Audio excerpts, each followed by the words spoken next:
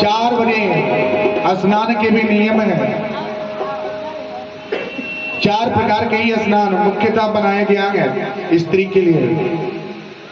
सोचिए इतना सुंदर वो मुहूर्त लग्न में जो स्नान जो करता है ना, चाहे स्त्री हो और चाहे पुरुष हो, उसके पास कभी बीमारियां नहीं आती। कारण क्या हो? पहला ऋषि स्नान होता है। सबसे पहले ऋषि मुनि स्नान करते हैं। कब? 3 बजे के बाद, यानी 3 बजे से लेकर के ब्रह्म मुहूर्त लग्न प्रारंभ होता है। 3 बजे से लेकर के 4 बजे के बीच में जो स्नान हो गया और ऋषि स्नान है। वो स्नान करने से शरीर में रोग व्याधि का अंत होता है, सुख समृद्धि की प्राप्ति होती है। उसके बाद होता है क्या? ब्रह्म स्नान होता है। ब्रह्म यानी कि साधु संत महात्मा ये स्नान कब करते हैं? 4 बजे से लेकर के 5 बजे के पहले ये स्नान होता है। साधु संत महात्मा सज्जन ये स्नान जो करते हैं, ये स्नान करने में ये क्या है? रोग का नाश होता है और आपके पास रोग की उन्नति नहीं होता। मस्तिष्क केंद्र बिंदु ये आपका मस्तिष्क है ना, आप एकदम प्रातः काल के बेला में जो स्नान करते हैं आपका मस्तिष्क बिल्कुल शांत होता है। अगर बालक हो, अगर अच्छा अंक लाना है, अच्छा योग्यता अगर आपको चाहिए तो ये मुहूर्त को अपना लीजिए। ये मुहूर्त में स्नान करके जो विद्यार्थी जीवन जीते हैं उनके लिए तो ये रामबाण है।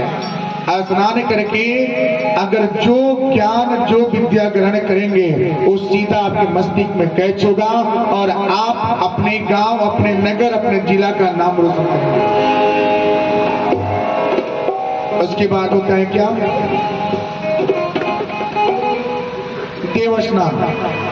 देव स्नान 6 बजे के पहले, यानी कि 5 और 5:30 के बीच में होता है ना। कभी देवी देवता का पूजन भी होता है तो सूर्योदय प्रारंभ से ही होता है। प्रारंभ सूर्योदय नहीं है, प्रारंभ से क्या होता है? भगवान की पूजा होती है, जल दिया जाता है। अगर जिसका मस्तिष्क अगर कमजोर है, जो बच्ची या घर में जो बच्चा है पढ़ने में मस्तिष्क कमजोर है ना, तो क्या करें? एक तांबे का लोटा लें। तांबे के लोटा में आप क्या करें? खड़ा अक्षत 21 अक्षत आना चाहिए, टूटा नहीं चाहिए। 21 अक्षत रखिए और उसमें 11 दाना लाल चावल करके उसमें डाल दें। डाल करके सूर्योदय के समय, अगर सूर्योदय प्रारंभ है उसी समय क्या करें? भगवान सूर्य को अर्घ देते हैं, जल देते हैं। वो स्वीकार होता है और उसका मस्तिष्क तीव्र होगा। ये प्रक्रिया आपको 21 दिन तक करना है। 21 दिन तक करें। ये करने से आपका मस्तिष्क, विवेक, बुद्धि तीव्र होता है। उसके बाद होता है क्या? मनुष्य स्नान। मनुष्य स्नान कब करना चाहिए? 7 बजे के पहले और 5 बजे के पहले और 7 बजे के पहले, यानी 5 बजे के बाद प्रारंभ हो रहा है और 7 बजे के पहले, यानी कि 6 और 7 के बीच में जो स्नान हो गया मनुष्य स्नान है। तो मनुष्य स्नान यानी कि जो गृहस्थी जीवन जीते हैं उनके लिए यह स्नान है। ये स्नान करने से अन्न की सुख समृद्धि, घर की अन्न की बरकत, सुख समृद्धि की बरकत, रोग व्याधि के नष्ट होना, मस्तिष्क शांत होना, परिवार में स्नेह बना रहना, ये स्नान करने से प्राप्त होता है। उसके बाद होता है क्या? अब आपका क्या होगा?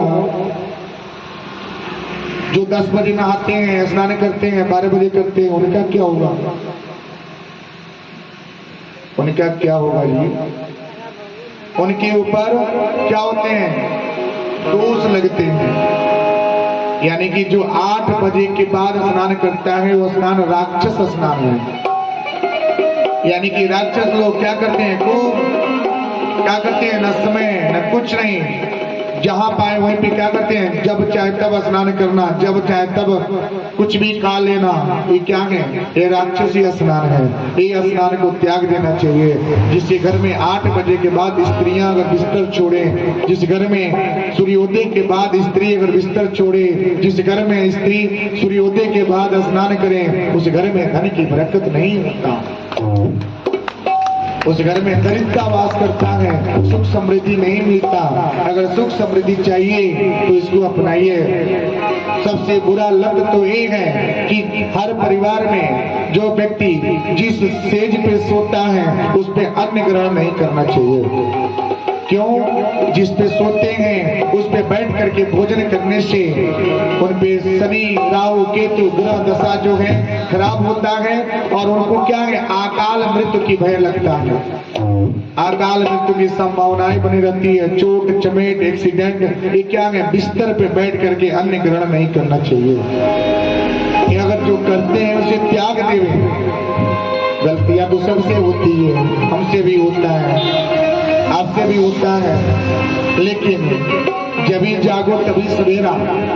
आज आपके पास भगवत ज्ञान हो रहा है तो कुछ इसमें ले लेना चाहिए। जो अच्छाइयां हैं उसे ग्रहण कर लीजिए। जो बिस्तर पे बैठ करके भोजन करता है ना, उस समझ जाइए बुद्धि से तीव्र नहीं, मस्तिष्क से तीव्र नहीं, शैतानी हरकत ज्यादा होता है, ज्यादा घर में विवाद पैदा होगा और किसी से जमेगा नहीं।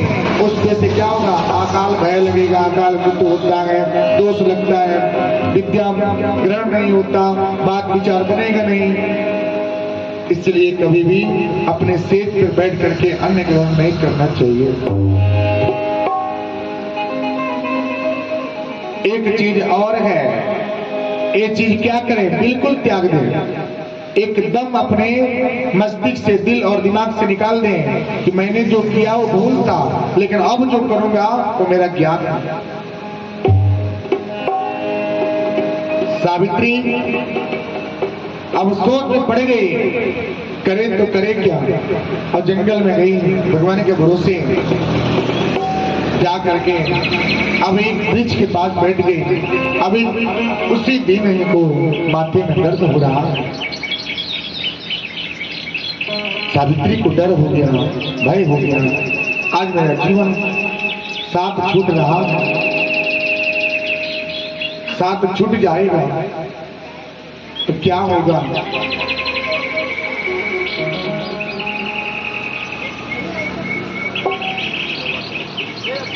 आज जना